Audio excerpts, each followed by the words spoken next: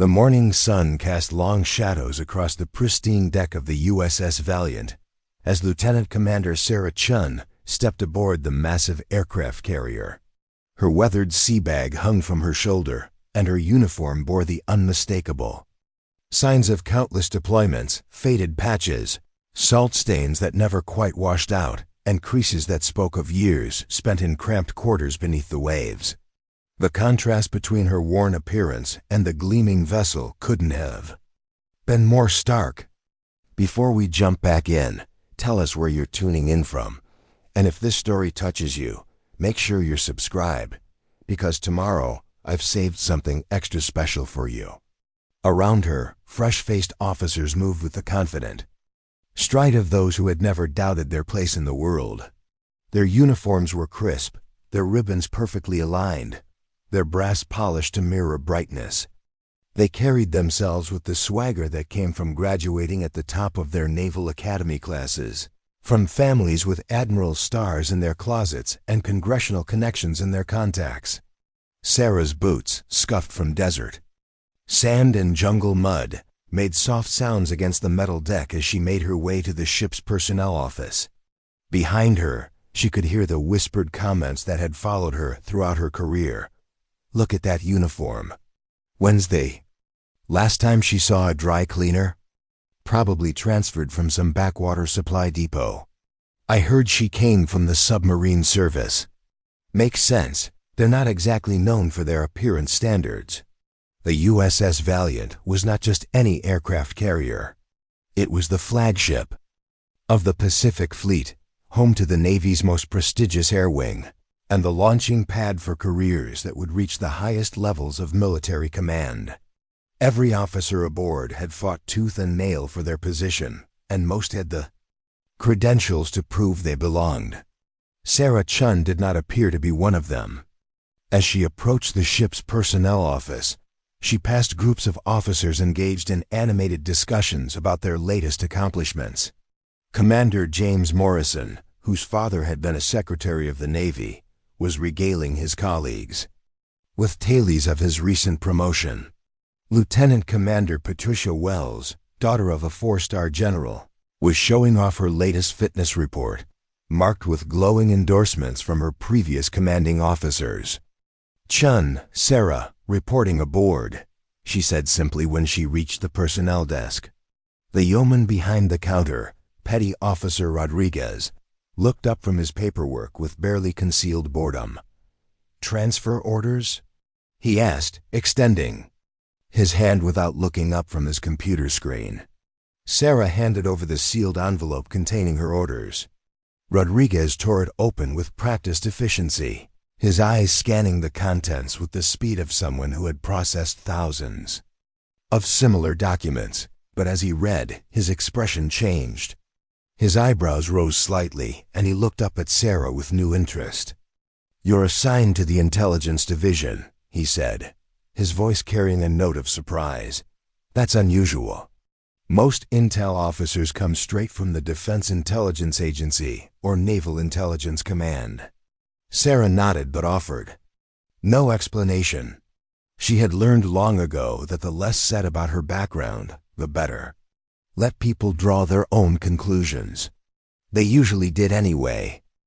The ship's executive officer, Captain Robert Hayes, emerged from his office just as Sarah was completing her check-in process.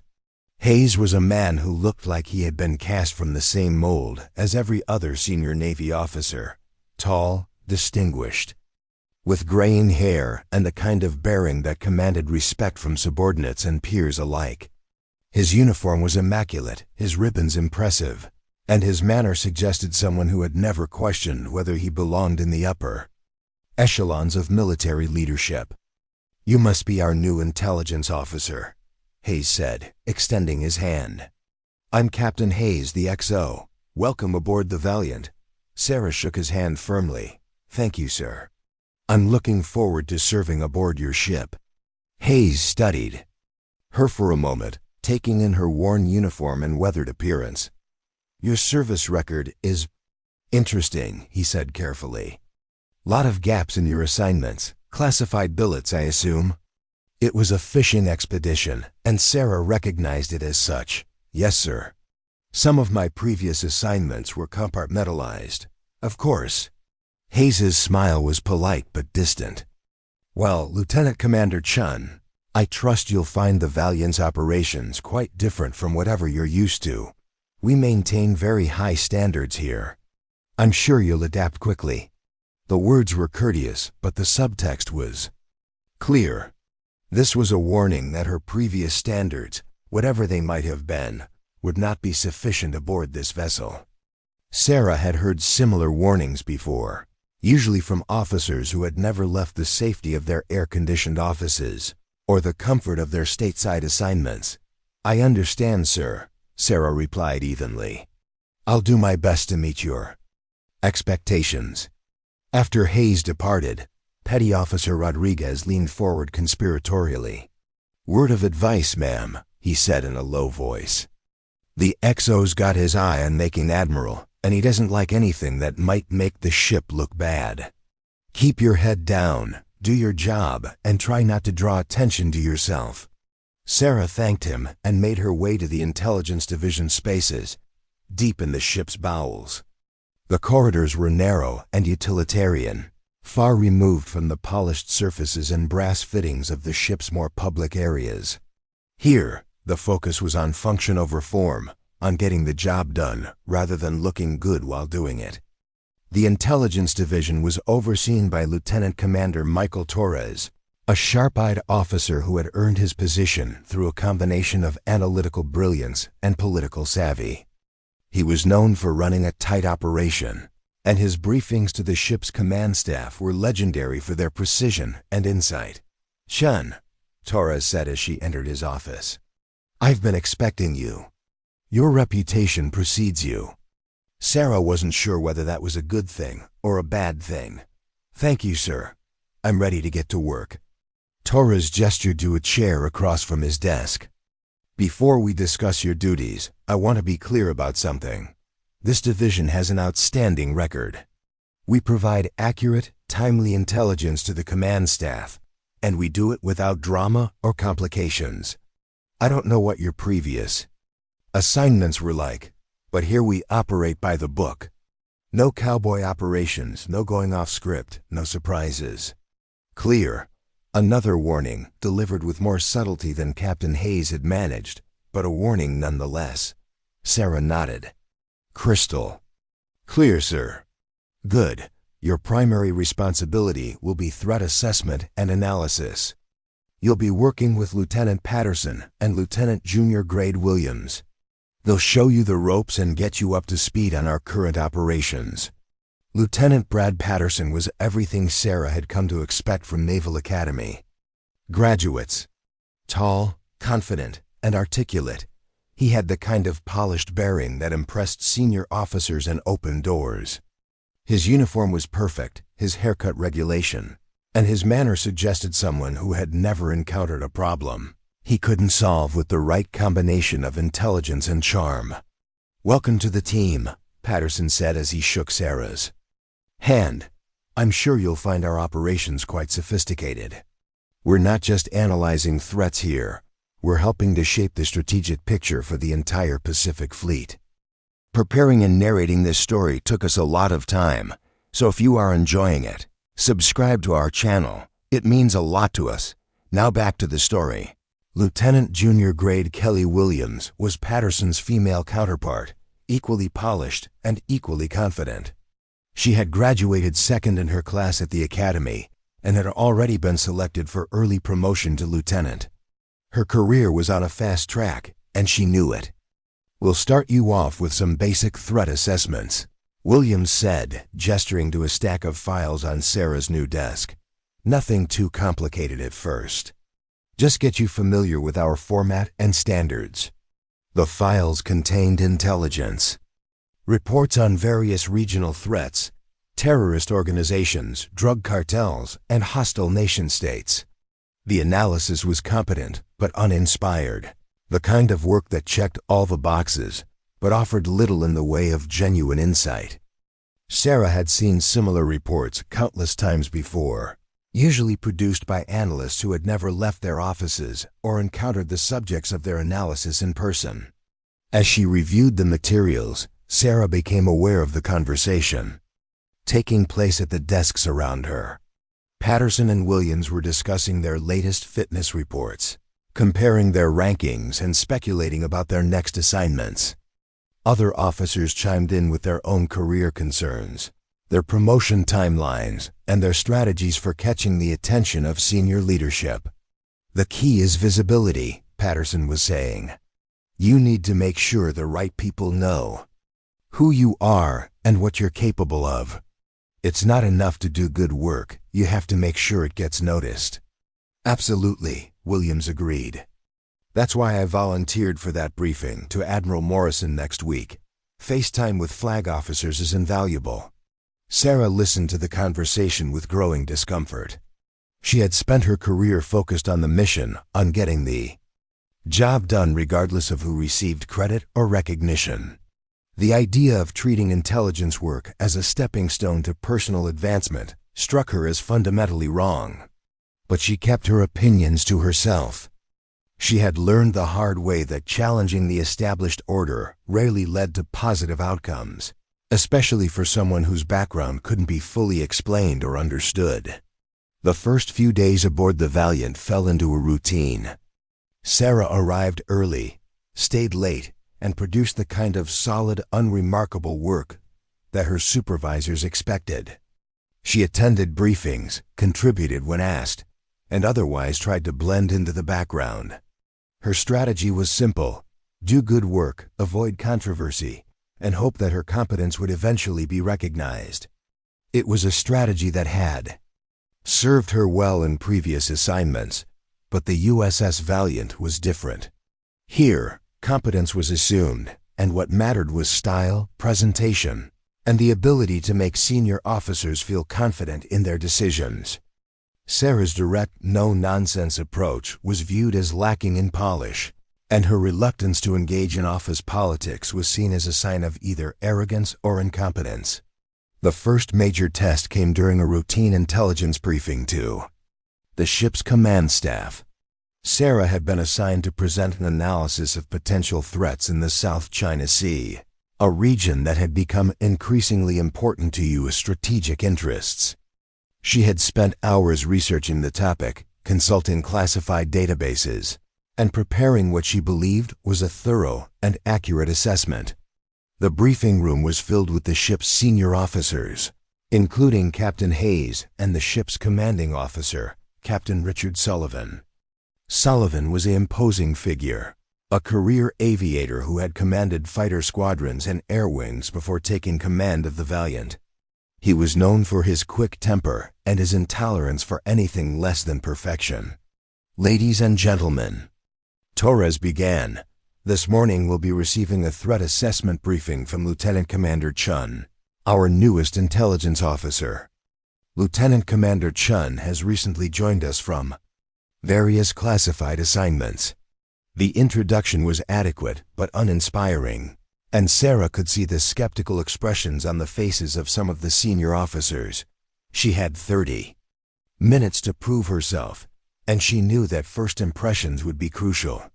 Sarah began her presentation methodically, outlining the various threats facing U.S. interests in the region. She covered everything from conventional military threats to asymmetric warfare capabilities, from cyber attacks to economic espionage. Her analysis was thorough and well-researched, backed by solid intelligence and logical reasoning.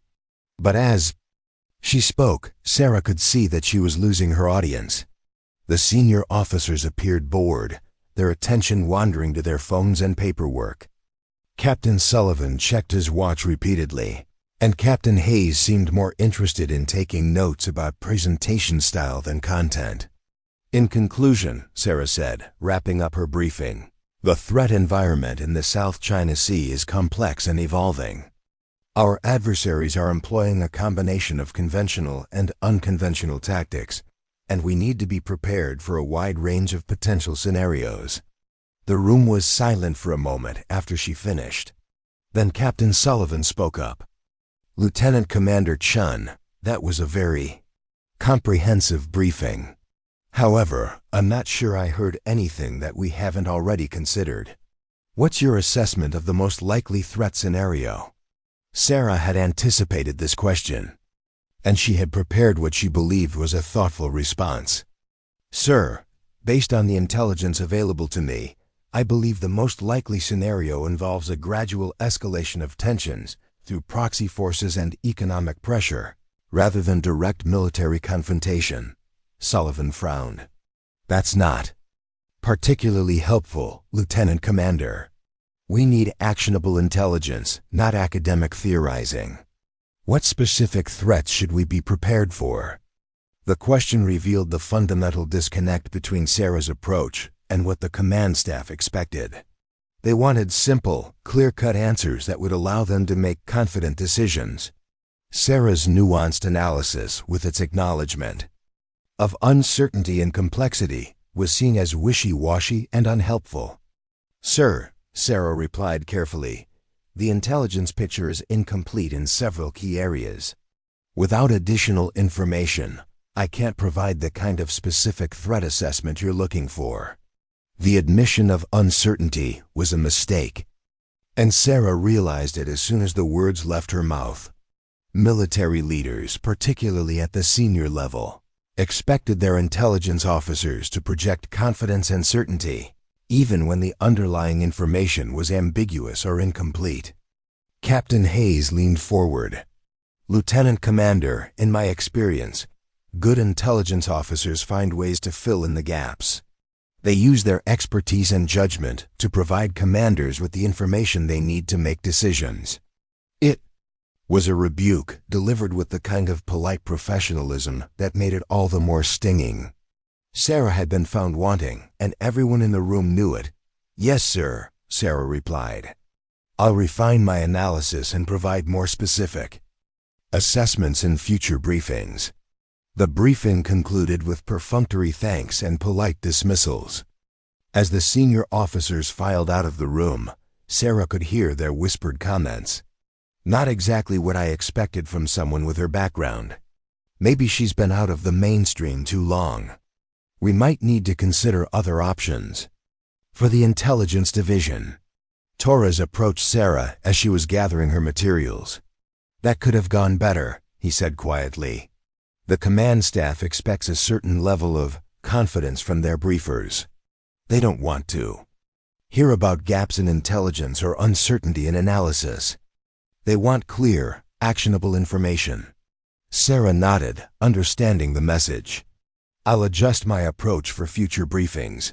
See that you do. The ship's reputation depends on the quality of our intelligence support, and the command staff's confidence in our assessments is crucial. As Sarah made her way back to the intelligence division spaces, she reflected on the morning's events.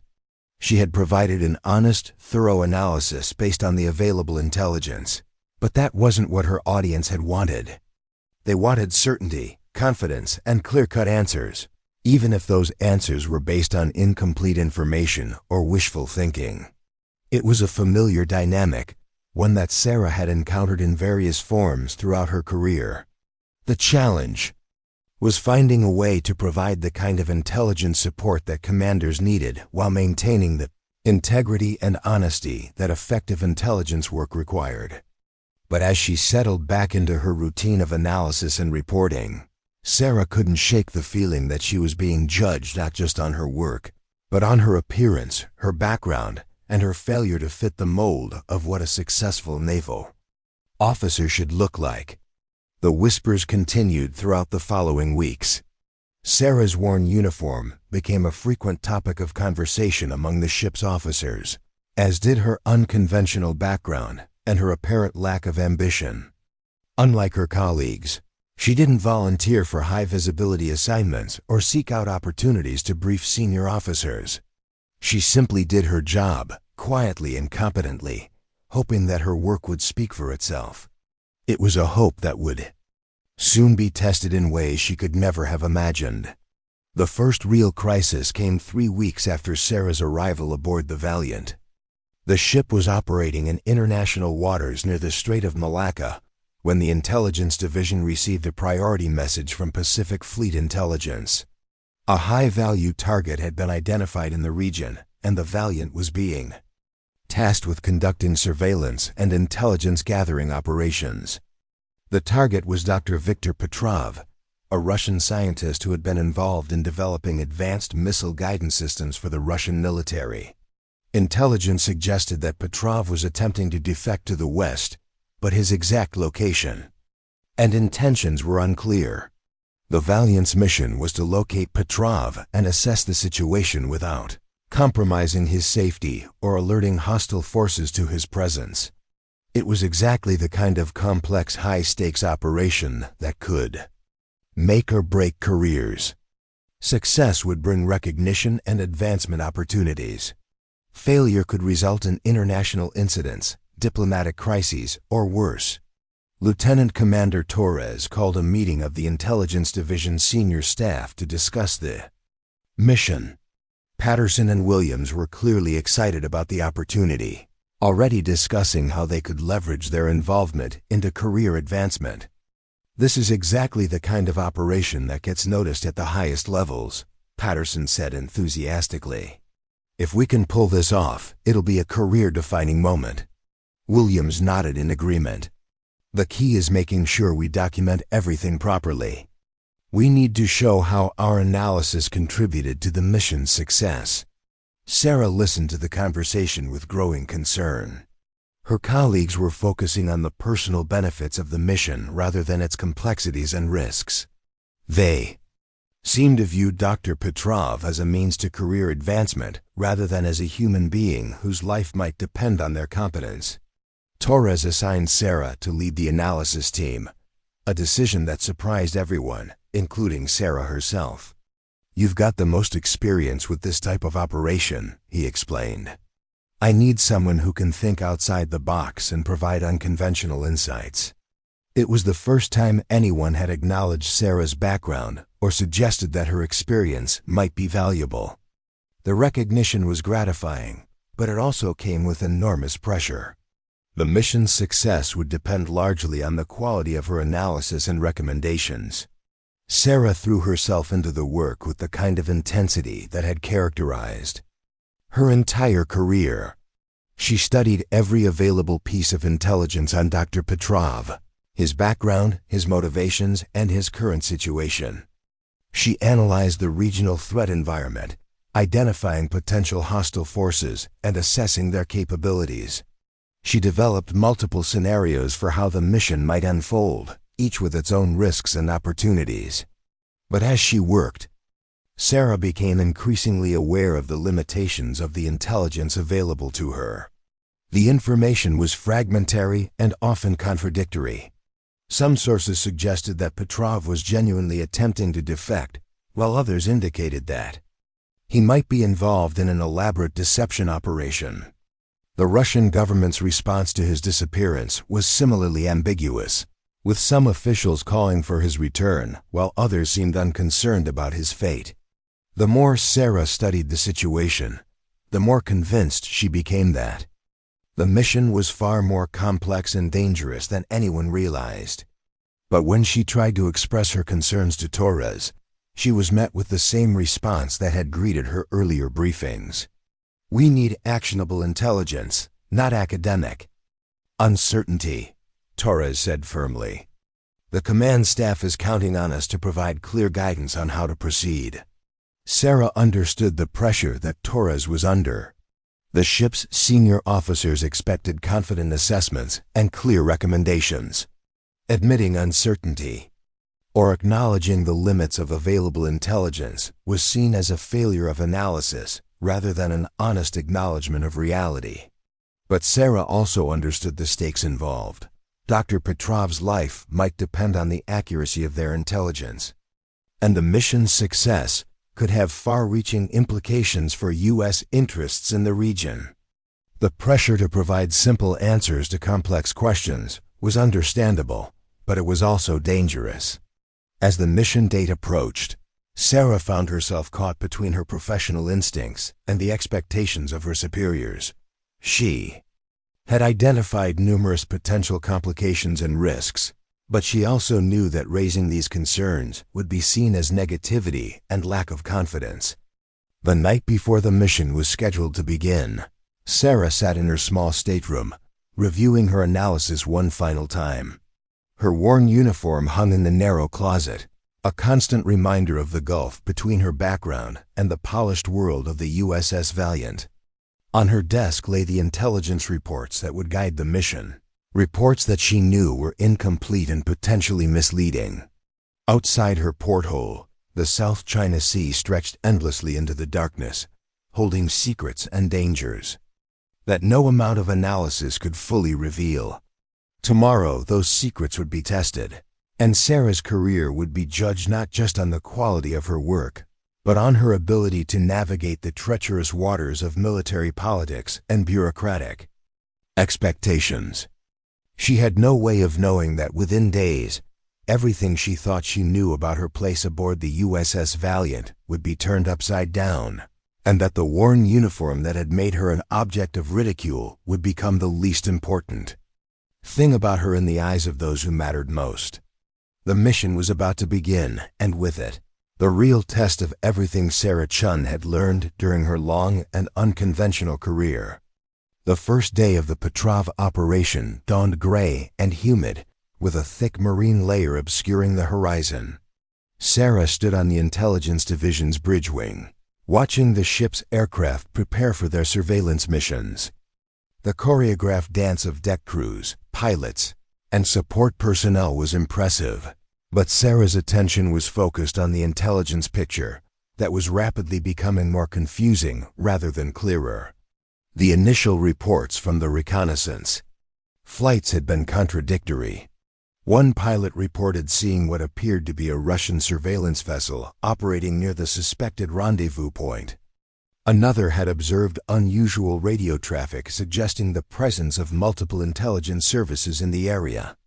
A third had detected signs of a possible ambush being prepared by unknown forces. Sarah reviewed the incoming data with growing unease.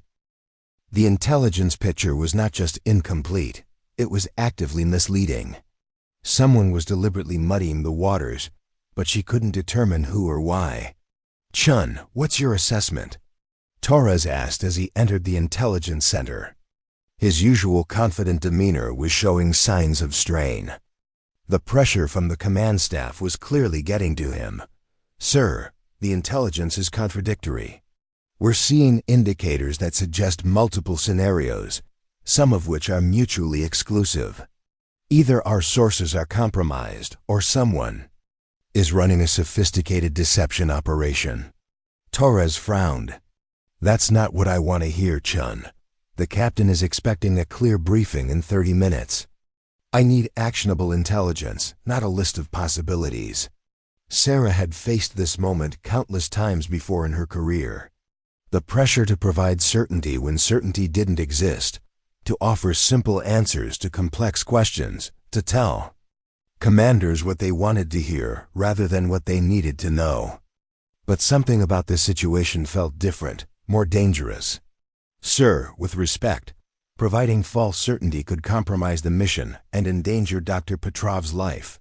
The intelligence picture is genuinely unclear, and we need to acknowledge that in our recommendations." Torres's expression hardened. "Lieutenant Commander, I'm going to give you some advice. In my experience, officers who constantly highlight problems without offering solutions don't last long in the Intelligence Division. The command staff expects us to provide guidance, not excuses." It was another warning, delivered with the same polite professionalism that Sarah had come to expect aboard the Valiant. But this time, she couldn't simply nod and comply. Too much was at stake. "Sir, I am offering solutions. I'm recommending that we delay the operation until we can get clearer intelligence, or at minimum that we develop contingency plans for multiple scenarios." "Absolutely not." Torres's voice was firm. "The operation has already been approved at the highest levels. Our job is to make it work, not to second-guess the decision-makers." Sarah realized that she was fighting a losing battle. The institutional pressure to proceed with the mission was overwhelming, regardless of the risks or uncertainties involved. Her concerns would be dismissed as negativity or lack of confidence, and her career would suffer accordingly. But as she prepared for the briefing to the command staff, Sarah made a decision that would change everything. She would provide the assessment that Torres and the senior officers wanted to hear, but she would also begin her own parallel analysis. If the mission went wrong, she wanted to understand why. The command briefing was held in the ship's war room, a sophisticated space filled with large displays showing the tactical picture in real time. Captain Sullivan sat at the head of the table, flanked by his senior officers. The atmosphere was tense but confident, the mood of experienced professionals preparing for a complex but manageable operation. Torres began the briefing with an overview of the situation. Ladies and gentlemen, based on our analysis, we believe Dr. Petrov is genuinely attempting to defect. He's currently located on a small island approximately 50 nautical miles from our current position. Intelligence suggests he's being protected by a small security team, possibly Chinese intelligence operatives who are facilitating his defection. Sarah listened to the briefing with growing discomfort. Torres was presenting the most optimistic interpretation of the available intelligence, glossing over the contradictions and uncertainties that she had identified. It was exactly the kind of confident assessment that the command staff wanted to hear, but it was also potentially dangerous. What about hostile forces in the area? Captain Sullivan asked. We've identified some Russian surveillance assets, but nothing that poses a significant threat to our operations, Torres replied smoothly. Our assessment is that they're conducting routine intelligence gathering rather than actively opposing the defection. Sarah knew that this assessment was overly optimistic. The intelligence suggested that the Russian response was more organized and threatening than Torres was acknowledging. But she also knew that contradicting her superior in front of the command staff would be career suicide. Lieutenant Commander Chen, Captain Sullivan said, turning his attention to Sarah. You've been analyzing this situation. Do you concur with Commander Torres's assessment? It was a moment of truth. Sarah could support Torres's optimistic assessment and hope for the best, or she could voice her concerns and face the consequences. The silence in the room was deafening as everyone waited for her response. Sir, I agree that Dr. Petrov appears to be attempting to defect, Sarah said carefully. However, I believe the threat environment is more complex than our current intelligence indicates. I recommend that we prepare for multiple contingencies. Sullivan's expression was unreadable. What kind of contingencies? Sir, the possibility that this is a deception operation designed to lure us into a trap. The possibility that multiple intelligence services are involved, each with their own agendas. The possibility that Dr. Petrov is not acting voluntarily. The room was silent for a moment. Then Captain Hayes spoke up. Lieutenant Commander, those are interesting theoretical possibilities, but we need to operate based on the most likely scenario. Commander Torres has provided a clear assessment based on the available intelligence. Sarah realized that her concerns were being dismissed as academic overthinking. The command staff had made their decision, and they didn't want to hear analysis. That complicated their plans. Yes, sir, Sarah replied. I understand. But she didn't understand. And as the briefing concluded and the senior officers filed out to prepare for the operation, Sarah felt a familiar sense of frustration. She had seen this pattern before, the pressure to provide simple answers to complex questions, the tendency to ignore inconvenient intelligence that didn't fit preconceived notions, the institutional bias toward action over analysis. After the briefing, Torres pulled Sarah aside. That was unnecessary, he said quietly. You made me look bad in front of the command staff. Sir, I was just providing my professional assessment. Your job is to support the mission, not to undermine it. If you can't do that, Maybe you're not the right fit for this position." Another threat, another warning. Sarah was beginning to understand that her role aboard the Valiant was not to provide honest intelligence analysis, but to validate decisions that had already been made by her superiors. But Sarah had spent too many years in the intelligence business to simply accept flawed analysis, especially when lives were at stake. As the ship's operational tempo increased in preparation for the mission, she began conducting her own investigation into the Petrov situation. Working late into the night, Sarah accessed classified databases that most of her colleagues didn't even know existed.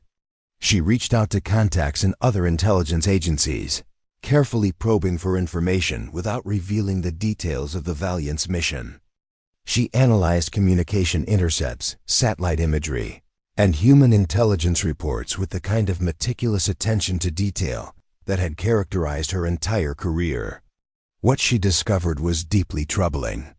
The intelligence picture was not just incomplete, it was actively being manipulated.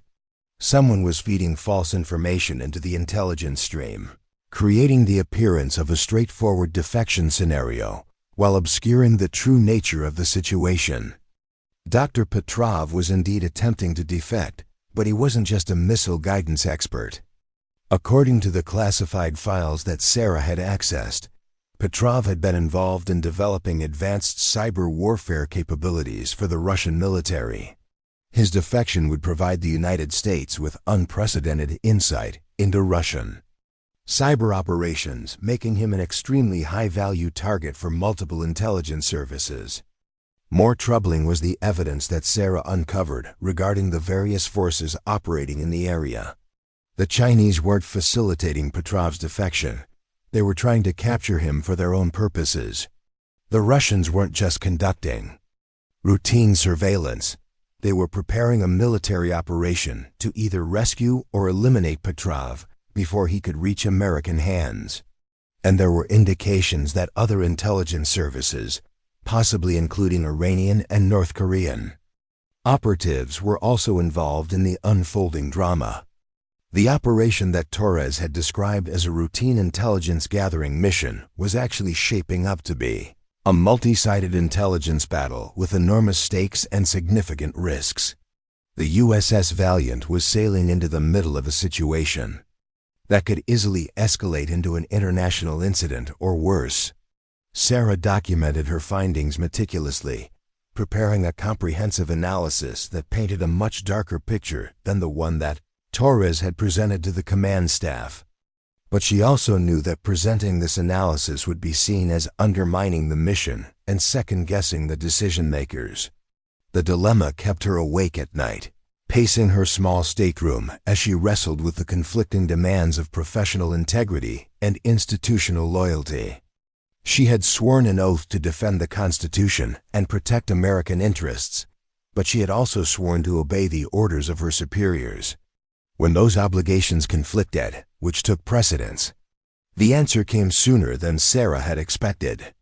3 days into the operation, the intelligence picture suddenly shifted in a way that confirmed her worst fears. The first indication of trouble came from an unexpected source.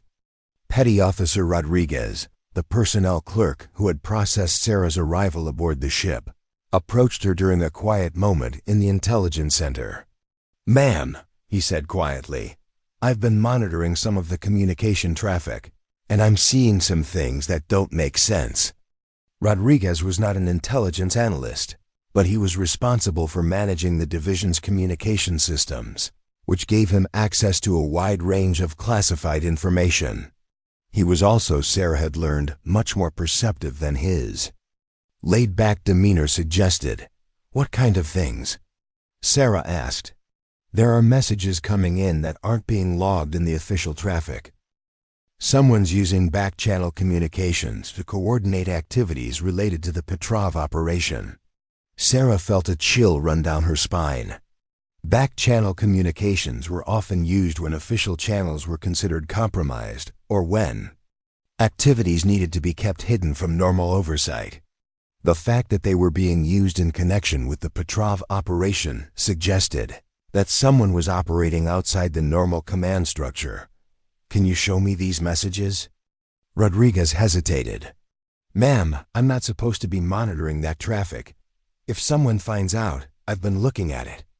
Rodriguez, if something is wrong with this operation, people could get hurt. I need to see what you found. Reluctantly, Rodriguez led Sarah to a secure terminal in the ship's communication center. With a few keystrokes, he brought up a series of encrypted messages that had been transmitted to and from the ship over the past several days. Sarah studied the messages with growing alarm. They were heavily encrypted and used code names rather than real identities, but the pattern was clear. Someone aboard the Valiant was coordinating with outside forces to manipulate the Petrov operation for their own purposes. The messages suggested that the operation had been compromised from the beginning. The intelligence that Torres had presented to the command staff wasn't just incomplete. It had been deliberately falsified to support a hidden agenda. Someone was using the USS Valiant and its crew as pawns in a larger game. Rodriguez, have you shown this to anyone else? No, ma'am. I wasn't sure what to do with it. I thought maybe you would know. Sarah's mind raced as she considered the implications. If the operation had been compromised, then Dr. Petrov was walking into a trap, and the Valiant's crew was being used to facilitate it. But proving that would require access to information that was far above her clearance level, and making accusations without proof would destroy her career. Rodriguez, I need you to keep monitoring this traffic, but don't tell anyone else about it. Can you do that? Yes, ma'am. But what are you going to do? It was a good question, and Sarah didn't have a good answer. She was a lieutenant commander aboard a ship commanded by officers who had already made it clear that they didn't welcome her input. Challenging the operation would require evidence that she couldn't obtain through normal channels and accessing. That evidence illegally would be a court-martial offense. But as Sarah thought about Dr. Petrov, alone and vulnerable in a hostile environment, she realized that she couldn't simply stand by and watch a potential disaster unfold. She had spent her career in the shadows, working to protect American interests and American lives. She couldn't abandon that mission now, even if it meant risking everything she had worked for. The next morning brought news that confirmed Sarah's worst fears. The reconnaissance aircraft that had been monitoring the rendezvous site reported unusual activity in the area. Multiple naval vessels from different countries were converging on the location, and communication intercepts suggested that several intelligence services were preparing for confrontation. Torres called an emergency briefing to update the command staff on the developing situation. Sarah attended as the senior intelligence analyst, but she found herself in the uncomfortable position of having to present information that she knew was incomplete and potentially misleading. Ladies and gentlemen, Torres began, the situation has become more complex than we initially anticipated. It appears that multiple parties are interested in Dr. Petrov, and the rendezvous site has become something of a focal point for regional tensions. Captain Sullivan leaned forward. What's your assessment of the threat to our operation? Torres glanced at Sarah, clearly expecting her to provide a reassuring analysis. But Sarah had reached the point where she could no longer provide false reassurance. Sir, Sarah said, based on the latest intelligence, I believe the operation has been compromised. The evidence suggests that multiple intelligence services are aware of Dr. Petrov's location and our involvement in facilitating his defection. The room fell silent. Captain Hayes was the first to speak. Lieutenant Commander, that's a serious allegation. Are you saying that our operational security has been breached? Sir, I'm saying that the intelligence picture has changed significantly.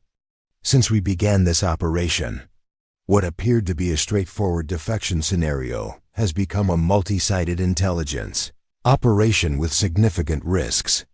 Captain Sullivan's expression was grim. What do you recommend? It was the moment Sarah had been dreading and hoping for simultaneously.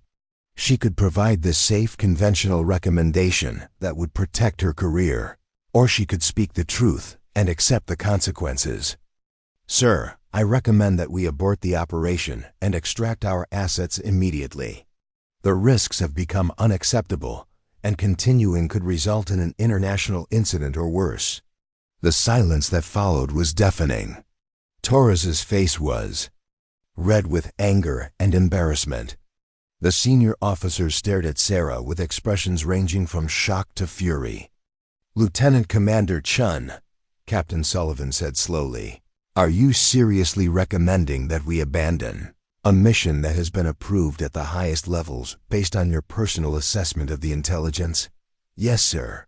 "I am." It was the end of her career aboard the USS Valiant, and probably the end of her career in the Navy. But Sarah had made her choice, and she was prepared to live with the consequences. What she didn't know was that her decision to speak the truth would soon prove to be the most important moment of her life, and that the consequences would be far different from what she expected. As the senior officers began discussing her recommendation, in heated whispers, Sarah noticed something that made her blood run cold.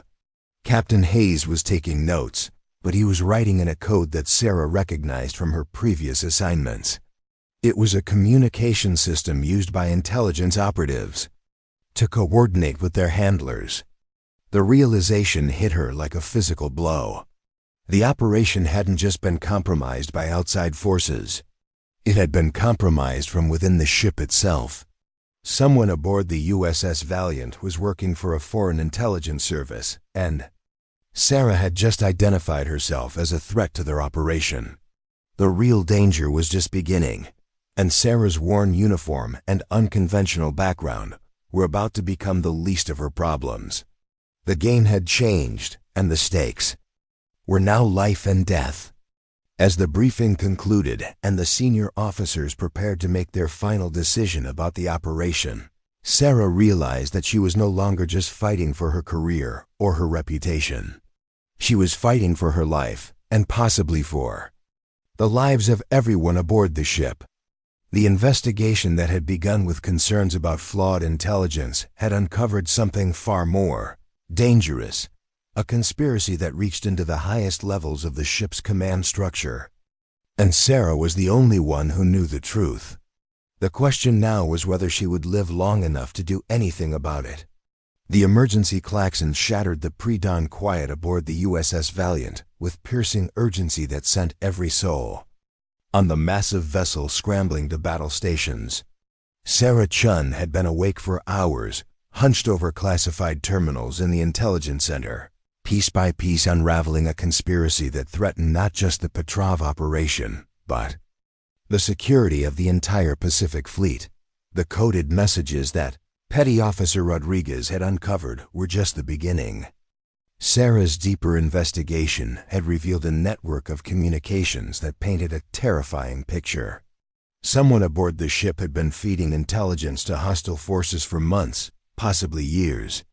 The Petrov operation wasn't just compromised. It was a carefully orchestrated trap designed to eliminate a high-value defector and potentially capture or destroy one of America's most advanced aircraft carriers. All hands, this is not a drill," came the announcement over the ship's communication system. General quarters, all hands man your battle stations." Sarah felt the familiar surge of adrenaline that came with genuine crisis. This wasn't a training exercise or a routine alert. Something had gone catastrophically wrong with the operation, and the ship was now in immediate danger. Lieutenant Commander Torres burst into the intelligence center, his usual composed demeanor replaced by barely controlled panic. "Chen, what the hell is happening out there?" "The Russians have deployed a submarine flotilla. The Chinese are moving surface vessels into the area, and we're getting reports of aircraft from 3 different countries converging at our position." Sarah looked up from her terminal, her expression grim. "Sir, the operation has been blown. Someone fed our exact position and timing to multiple hostile intelligence services. We're not just compromised, we're surrounded." "That's impossible," Torres snapped. "Our operational security is airtight. There's no way anyone could have accessed that information." Sarah turned her screen toward Torres, displaying the evidence she had compiled over the past several hours. "Sir, someone aboard this ship has been transmitting our operational plans to outside parties. The communications are encrypted, but the timing corresponds exactly with our mission planning." Torres stared at the screen, his face growing pale, as he absorbed the implications. "Are you saying we have a spy aboard the Valiant?" "I'm saying we have a network of operatives aboard this ship, and they've been using the Petrov operation to lure us into a trap." Before Torres could respond, Captain Hayes appeared in the doorway of the intelligence center. His usual polished appearance was slightly disheveled, and there was something in his eyes that made Sarah's blood run cold.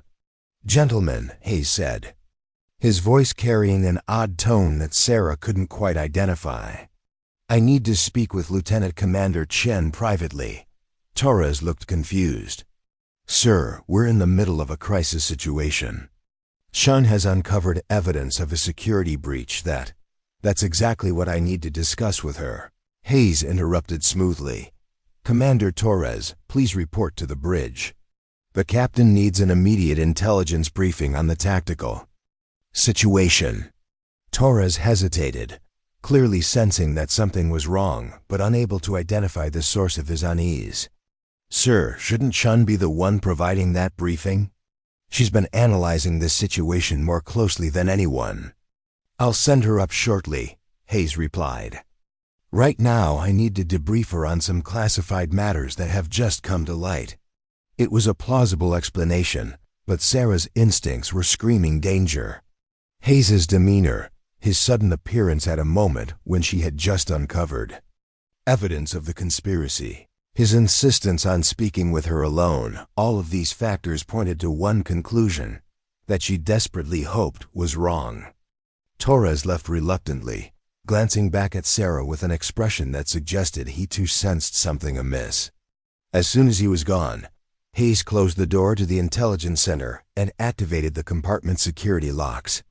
"Lieutenant, Commander Chen," Hayes said, turning to face her with a smile that didn't reach his eyes. "You've been quite busy this evening." Sarah's hand moved instinctively toward her service weapon, but Hayes was faster. In one fluid motion, he drew a pistol from beneath his jacket and leveled it at her chest.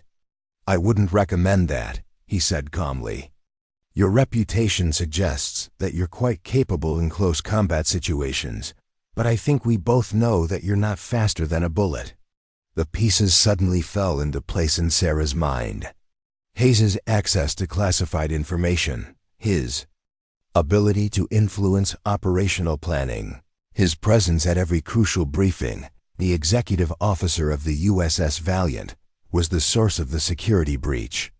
"How long?" Sarah asked quietly. "How long have I been working for Russian intelligence?" Hayes chuckled.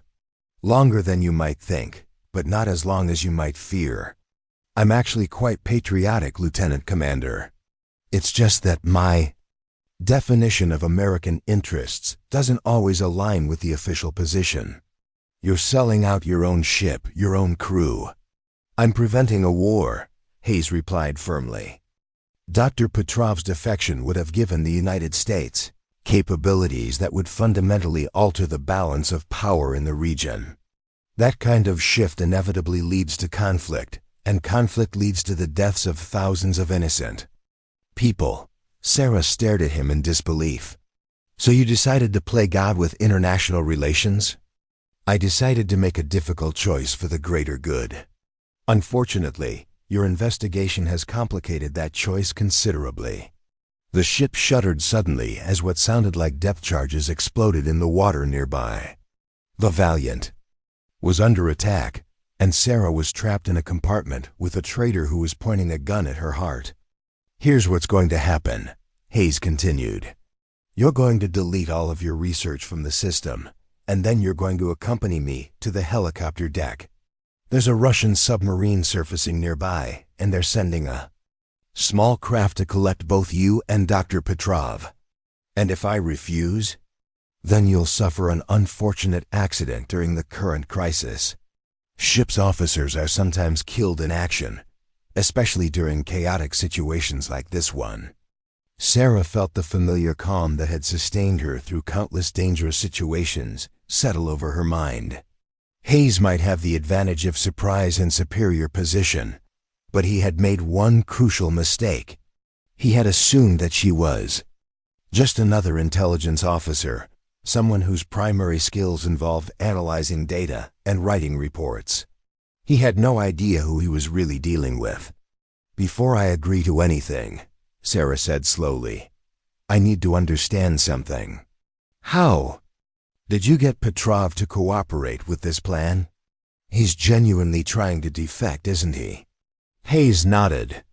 "Oh yes, Dr. Petrov is quite genuine in his desire to leave Russia.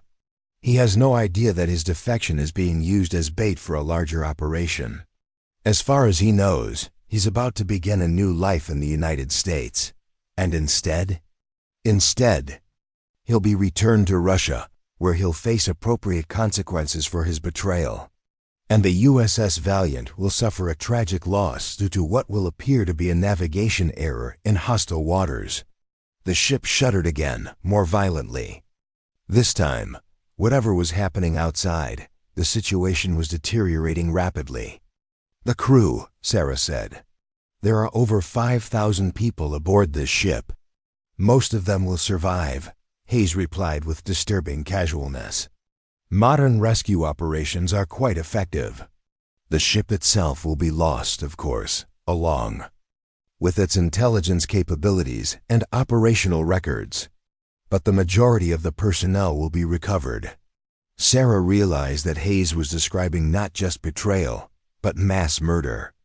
The loss of an aircraft carrier would be a devastating blow to American naval power, and the deaths of even a fraction of the crew would be a tragedy of enormous proportions. But Hayes had made another mistake in his calculations. He had assumed that Sarah would be paralyzed by the situation, overwhelmed by the scope of the conspiracy and the immediate threat to her life. He had no way of knowing that she had faced similar situations before, in places and circumstances that couldn't be discussed in polite company. The third mistake Hayes had made was in his assessment of Sarah's equipment. Her worn uniform might look shabby compared to the crisp dress uniforms worn by her colleagues, but it had been modified in ways that weren't immediately apparent. The fabric contained Kevlar threading that provided protection against small arms fire. The boots had reinforced toe sections that could be used as weapons. And most importantly, the seemingly decorative pin on her collar contained a small but powerful explosive charge that could be activated by pressing it in a specific sequence. Sarah had never expected to use any of these modifications aboard a U.S. Navy vessel, but her training had taught her to be prepared for any situation. "All right," Sarah said, raising her hands in apparent surrender. "You win. I'll delete the files and come with you." Hayes smiled, finally relaxing slightly. "I thought you might see reason. You strike me as someone who understands the realities of power and knows when she's been outmaneuvered." Sarah moved slowly toward the terminal, keeping her hands visible and her movements non-threatening. Hayes followed her with the pistol, maintaining a safe distance, but allowing her to access the computer. "Start with the communication intercepts," Hayes instructed. "Delete everything related to the back-channel messages." Sarah began typing, appearing to comply with his instructions while actually triggering a data backup protocol that would preserve all of her research in a hidden partition. At the same time, she was calculating distances, angles, and timing for what she was about to attempt. The ship lurched suddenly as another explosion rocked the hull. The lights flickered, and, for a moment, the compartment was plunged into darkness. In that instant of confusion, Sarah moved. She spun away from the terminal, simultaneously pressing the activation sequence on her collar pin and launching herself toward Hayes. The small explosive charge detonated with a sharp crack that was like a flashbang grenade in the confined space, temporarily blinding and deafening both of them. But Sarah had been expecting the explosion, and she recovered first. Her shoulder caught Hayes in the midsection, driving him backward into the bulkhead. His pistol discharged harmlessly into the ceiling as they crashed to the deck in a tangle of arms and legs. Hayes was a competent officer and had received basic combat training, but he had never faced an opponent with Sarah's background. She controlled his weapon hand with one arm while driving her knee into his solar plexus, forcing the air from his lungs and temporarily paralyzing him. Who else? Sarah demanded, pressing her forearm against his throat. How many other people aboard this ship are working with you? Hayes gasped for breath, his face turning red from the pressure on his windpipe. Go to hell, he managed to wheeze. Sarah increased the pressure slightly. This ship is under attack, and people are going to die because of your betrayal. Tell me who else is involved, and maybe I can minimize the damage. You're too late, Hayes gasped. The operation is already in motion.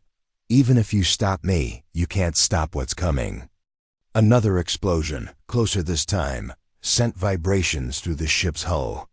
Sarah could hear the sound of running feet in the corridors outside, and she knew that time was running out. She made a decision that went against everything she had been taught about prisoner interrogation and due process. Using a pressure point technique that she had learned in a training facility whose existence was classified above top secret, she rendered Hayes unconscious. Sarah stood up, retrieved Hayes's weapon, and moved to the communication terminal.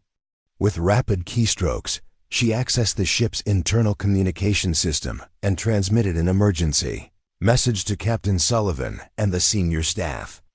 Bridge, this is Lieutenant Commander Chen in intelligence. Captain Hayes is a hostile operative who has been feeding information to enemy forces. He is now neutralized, but there may be other compromised personnel aboard. Request immediate security. Sweep of all sensitive areas. The response was immediate and incredulous. Intelligence, this is the bridge. Did you just accuse the executive officer of treason? Affirmative, Bridge.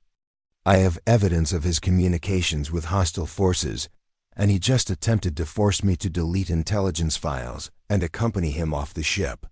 Recommend immediate lockdown of all helicopter operations. There was a moment of silence. Then Captain Sullivan's voice came over the speaker. Chen, this is the captain. I'm sending a security team to your location. Do not move, do not touch anything, and do not communicate with anyone until they arrive. Sarah understood the subtext. She was now under suspicion as well, and her accusations against Hayes might be seen as an attempt to deflect attention from her own activities. But she had made her choice, and she was prepared to face the consequences. The security team arrived. Within minutes, led by the ship's Marine Detachment Commander, Major Patricia Williams. Williams was a no-nonsense officer who took her responsibilities seriously and had little patience for Navy politics or bureaucracy. Lieutenant Commander Chen, Williams said as her Marines secured the compartment. Please step away from the terminal and explain what happened here. Sarah complied, keeping her hands visible and her movements slow and deliberate. Major, Captain Hayes attempted to coerce me into deleting intelligence files and leaving the ship with him.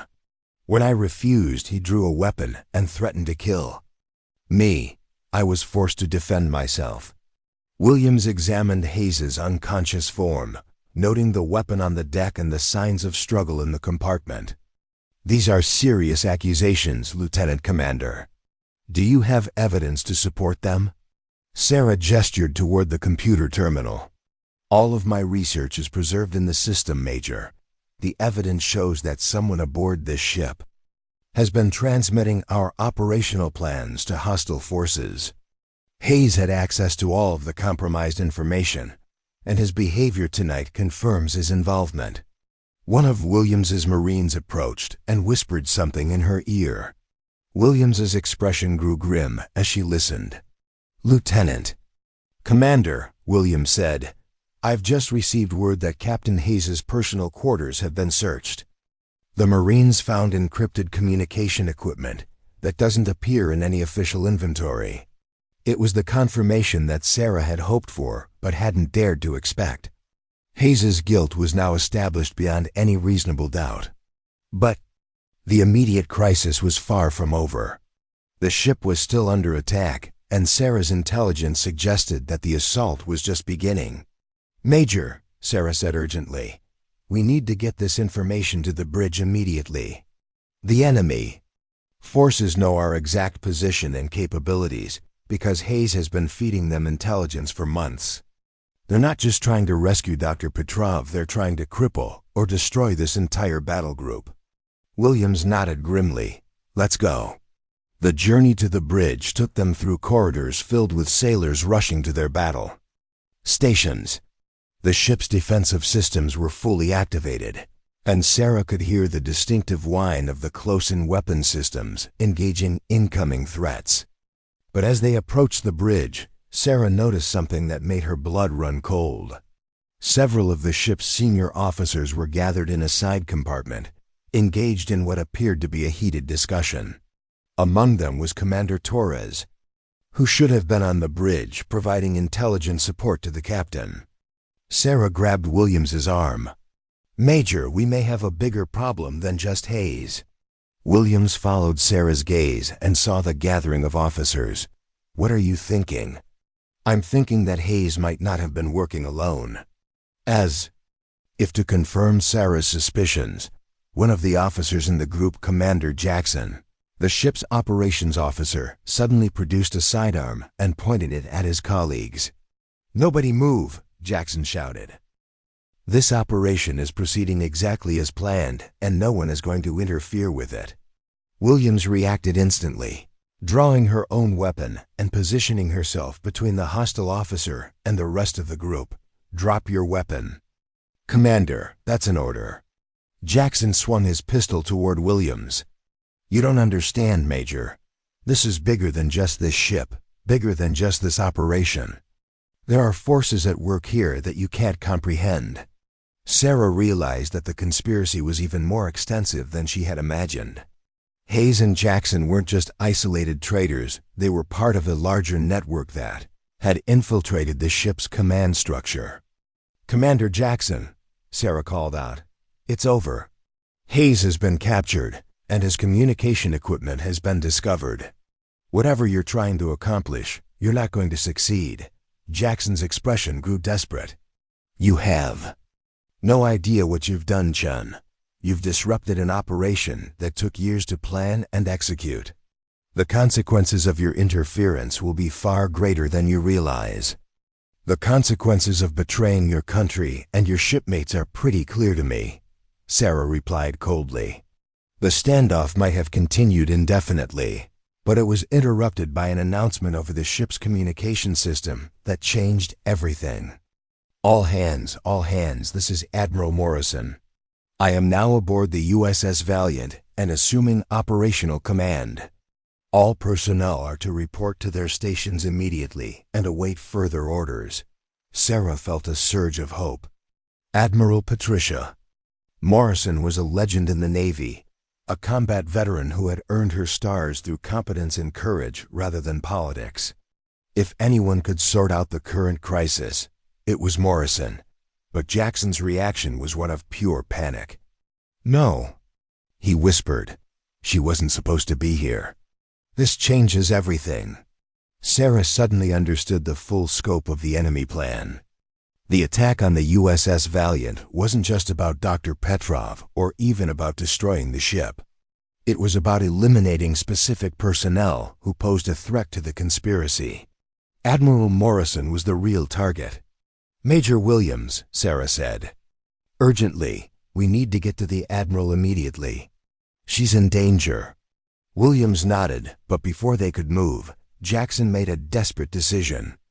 Instead of surrendering or continuing the standoff, he turned and ran toward the ship's helicopter deck. "He's going to try to signal the attacking forces," Sarah realized. "If he can get a message out, they'll know that Morrison is aboard." Williams spoke rapidly into her radio, alerting her Marines to intercept Jackson, but Sarah knew that they might not be fast enough. The ship was in chaos, with personnel running in all directions, and Jackson had a head start. Sarah made a decision. That would define the rest of her career. "Major, I'm going after him." "Chen, you're not trained for this kind of operation." Sarah looked Williams directly in the eyes. "Actually, Major, I am." For the first time since arriving aboard the USS Valiant, Sarah allowed her true background to show through her carefully maintained facade. The uncertainty and deference that had characterized her interactions with her superiors disappeared, replaced by the confident bearing of someone who had operated in hostile territory and faced life and death situations as a matter of routine. Williams stared at her for a moment, seeing something in Sarah's demeanor that hadn't been there before. "Who are you really, Lieutenant Commander?" Sarah was already moving toward the helicopter deck. Someone who should have spoken up sooner. The pursuit through the ship's corridors was like a deadly game of cat and mouse. Jackson knew the ship's layout as well as Sarah did, but he was driven by desperation while Sarah was motivated by determination.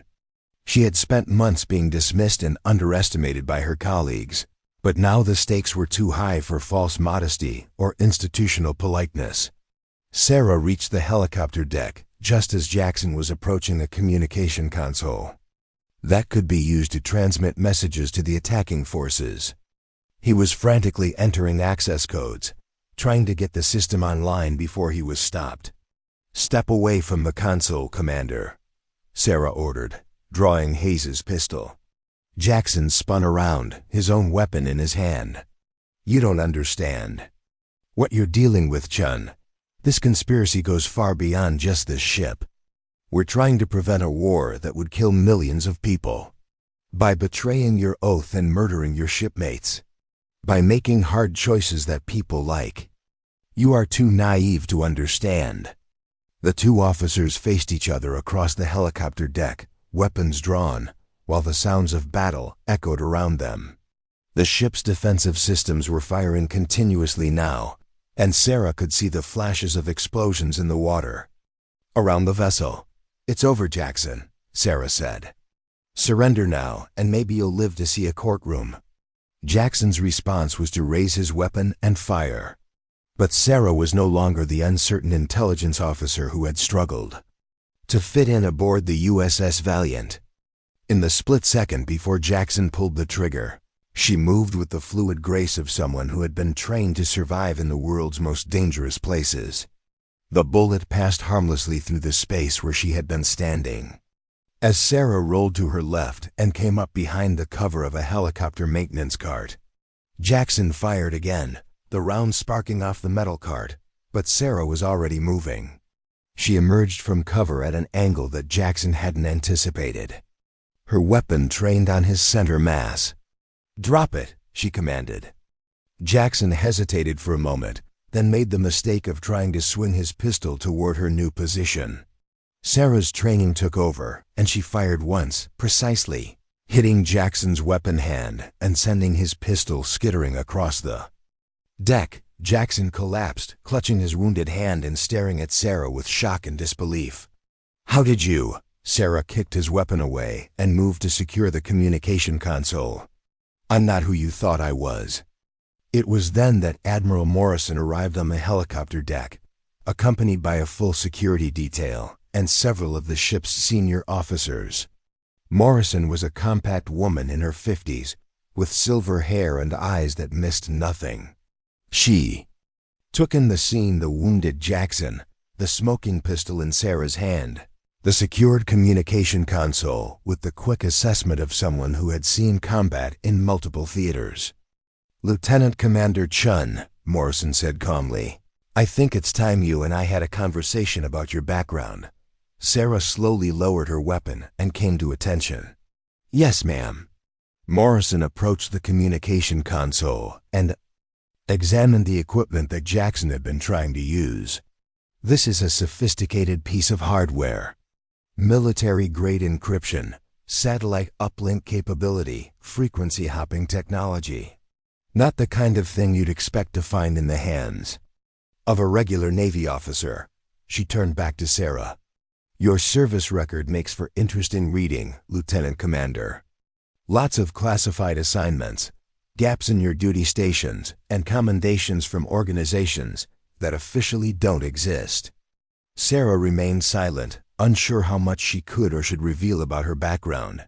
Morrison continued. What's particularly interesting is that several of those commendations are signed by people I know personally. People who work in the kind of operations that most Navy officers never hear about. The Admiral moved closer to Sarah, studying her with the intense scrutiny of someone who is trying to solve a puzzle. Tell me, Lieutenant Commander, when you rolled out of the way of Commander Jackson's first shot, where did you learn to move like that? Sarah met Morrison's gaze steadily. Various training programs, ma'am. And when you disarmed him with a single precision shot to his weapon hand, where did you learn to shoot like that? The same programs, ma'am. Morrison nodded slowly. I see. And these programs, would they happen to have involved training with the Special Operations Command? Sarah's silence was answer enough. Morrison walked over to Jackson, who was being treated by a Navy corpsman for his wound. Commander Jackson, you've been very busy tonight. Betraying your country, attempting to murder your shipmates, trying to coordinate with enemy forces. That's quite an impressive list of charges. Jackson glared up at her. You have no idea what you've stumbled into, Admiral. This operation has been in planning for years, and your presence here is just a minor complication. Actually, Morrison replied, my presence here is the entire point of tonight's operation, isn't it? The attack on this ship, the attempt to extract Dr. Petrov, the conspiracy to compromise our security, all of it was designed to create a situation where I would be eliminated. Jackson's expression confirmed Morrison's assessment, even though he said nothing. Morrison turned back to Sarah. Lieutenant Commander, I think it's time you told me about that tattoo on your left shoulder. Sarah felt her blood run cold. She had been careful to keep her tattoo hidden beneath her uniform sleeves, and she had no idea how Morrison could know about it. Ma'am, the tattoo that identifies you as a graduate of the Defense Intelligence Agency's Special Activities Division, the one that marks you as a former member of an elite unit that officially doesn't exist. The secret that Sarah had been protecting for her entire career was suddenly out in the open, revealed by an admiral who clearly knew more about her background than anyone aboard the ship. Morrison continued. The same unit that I helped establish 15 years ago, when I was working for the Joint Chiefs of Staff, the same unit that has been tracking this conspiracy for the past 2 years. Sarah stared at Morrison in shock. Ma'am, I don't understand. Lieutenant Commander Sarah Chen, formerly Operative Nightingale of the Special Activities Division, currently operating under deep cover as a regular Navy intelligence officer. Your mission: to infiltrate this ship and identify the members of a conspiracy that has been compromising U.S. naval operations in the Pacific. The truth hit Sarah like a physical blow. Her assignment to the USS Valiant hadn't been a routine transfer or a career setback. It had been a carefully orchestrated intelligence operation, and she had been playing her role without even knowing it. Your worn uniform, your unconventional background, your apparent lack of ambition, all of it was designed to make you appear harmless and unremarkable. The perfect, deep cover identity for someone tasked with uncovering a conspiracy that reached into the highest levels of naval command. Morrison gestured to the chaos around them. Tonight's events have confirmed what we suspected. There is indeed a network of compromised officers working to undermine U.S. interests in the Pacific. Thanks to your work, we now have the evidence we need to roll up the entire operation. Sarah felt a mixture of relief and confusion. Ma'am, if this was all planned, why wasn't I informed? Because the conspiracy was so extensive that we couldn't be sure who was compromised. Your reaction had to be genuine, your investigation had to be real, and your responses had to be completely authentic. If you had known about the larger operation, you might have acted differently, and the conspirators might have suspected a trap. Morrison looked around the helicopter deck, taking in the evidence of the night's dramatic events. "Your performance has been exemplary, Lieutenant Commander. You uncovered the conspiracy, identified the key players, and prevented them from achieving their objectives. Most importantly, you did it all while maintaining your cover and protecting the lives of your shipmates."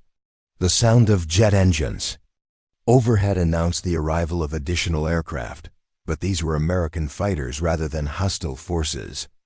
The immediate threat to the ship was passing, and the larger conspiracy was beginning to unravel. "What happens now, ma'am?" Sarah asked. Morrison smiled. "Now, Lieutenant Commander, you get to return to your real career. The Navy needs officers with your skills and experience, and I suspect you're tired of pretending to be someone you're not." Sarah looked down at her worn uniform, thinking of all the months she had endured mockery and dismissal from her colleagues. It was a convincing disguise. "Perhaps too convincing," Morrison replied, "but effective nonetheless." As the security teams led Jackson and other compromised personnel away, Sarah reflected on the strange journey that had brought her to this moment. She had arrived aboard the USS Valiant as an apparent misfit, a woman whose background didn't fit the polished world of naval aviation. She had endured months of ridicule and dismissal, playing a role that required her to suppress everything that made her exceptional. But in the end, those very qualities that had made her seem like an outsider had proven to be exactly what the situation required. Her unconventional background, her specialized training, and her ability to operate outside normal channels had enabled her to uncover and disrupt a conspiracy that threatened American lives and interests. The tattoo on her shoulder, hidden beneath the fabric of her worn uniform, was more than just a mark of her former service. It was a symbol of her true identity, a reminder of capabilities that she had been forced to conceal but had never truly abandoned. As the USS Valiant restored order and began the process of investigating the full extent of the conspiracy, Sarah Chen finally allowed herself to stand tall and claim her place among the ship's officers. The woman they had dismissed as too old, too worn, and too unconventional had proven to be exactly what they needed when everything was on the line. The disguise was over, the mission was complete, and Sarah Chen was finally free to be herself again. 6 months after the events aboard the USS Valiant, Sarah Chen stood in the Pentagon's most secure briefing room, wearing a crisp new uniform that bore the insignia of a full commander. The promotion had come with her new assignment as Director of Special Intelligence Operations for the Pacific Fleet, a position that officially recognized the skills she had spent years concealing. The worn uniform that had once marked her as an outsider now hung in a place of honor in her new office, a reminder of the importance of looking beyond surface appearances. Admiral Morrison had insisted that it be preserved as part of the official record of Operation Silent Thunder, the code name that had been assigned to the mission that exposed the Russian intelligence network. The aftermath of that night had sent shockwaves through the highest levels of the military establishment. The investigation had revealed that the conspiracy reached far beyond the USS Valiant, encompassing officers in multiple commands and threatening the security of the entire Pacific theater. Hayes and Jackson had been the tip of an iceberg that extended deep into the naval intelligence community. The final tally was sobering, Admiral Morrison was saying to the assembled intelligence officials. 17 officers across 6 different commands, including 2 at flag rank. The Russians had been playing a very long game, recruiting and placing assets over a period of more than a decade. Commander Torres, who had been cleared of any involvement in the conspiracy and retained his position as the Valiant's intelligence officer, shifted uncomfortably in his chair. The revelation that his executive officer had been a foreign agent had been a profound shock, and he was still grappling with the implications. "How did we miss it for so long?" asked Captain Williams, now serving as the Pacific Fleet's Deputy Intelligence Director. Morrison turned to Sarah. "Commander Chen, would you care to explain?" Sarah stood, her new uniform fitting perfectly, but feeling strange after months of deliberately shabby appearance. The conspiracy succeeded because it played to our institutional biases. The recruited officers were all exemplary performers with sterling reputations and impressive careers. They looked exactly like what we expected successful naval officers to look like. She activated a presentation display that showed photographs of the compromised officers. Hayes, Jackson, and the others were chosen specifically because they fit the mold. They had the right backgrounds, the right connections, and the right appearance. No one questioned their loyalty because they embodied everything we value in military leadership. Torres nodded grimly. While we were dismissing people who didn't fit the traditional pattern. Exactly, Sarah continued. The Russians understood our culture better than we understood it ourselves. They knew that we would be suspicious of outsiders and misfits, so they recruited insiders and success stories. It was a brilliant strategy. Admiral Morrison leaned forward. Which brings us to why we're here today. The events aboard the Valiant have forced us to re-examine our entire approach to personnel security and intelligence operations. She gestured to Sarah. Commander Chen's success came not despite her unconventional background, but because of it. Her ability to operate outside normal channels, her comfort with ambiguity and uncertainty, and her willingness to question established assumptions all proved crucial to uncovering the conspiracy. The room was silent as the implications sank in. The military's emphasis on conformity and adherence to established patterns had made it vulnerable to exactly the kind of infiltration that the Russians had executed. Going forward, Morrison continued, we're implementing new protocols for identifying and developing officers with unconventional backgrounds and specialized skills. We're also establishing new career paths that recognize the value of diversity in thought and experience. Sarah thought about the junior officers she had worked with aboard the Valiant, particularly those who had shown promise but didn't fit the traditional mold. Admiral, I'd like to recommend Petty Officer Rodriguez for Officer Candidate School. His ability to identify anomalous patterns was instrumental in uncovering the conspiracy. Morrison smiled. Already approved, Commander. Rodriguez will be attending the next available class, and his training will include specialized courses in counterintelligence. The briefing continued for another hour, covering the ongoing investigation and the measures being taken to prevent similar infiltrations. But Sarah's mind kept returning to the broader lessons of the experience. The USS Valiant had been a microcosm of the military's strengths and weaknesses. The crew's professionalism and dedication had been beyond question, but their adherence to established patterns and reluctance to question authority had created vulnerabilities that hostile forces had exploited. After the meeting, Admiral Morrison asked Sarah to remain behind for a private conversation. How are you adjusting to your new role? Morrison asked as the room emptied. Sarah considered the question carefully. It's challenging to be open about my background after so many years of concealment. But it's also liberating to be able to use my real skills without having to hide them. Morrison nodded. I imagine it is. Your performance aboard the Valiant was exemplary, but I know it came at a personal cost.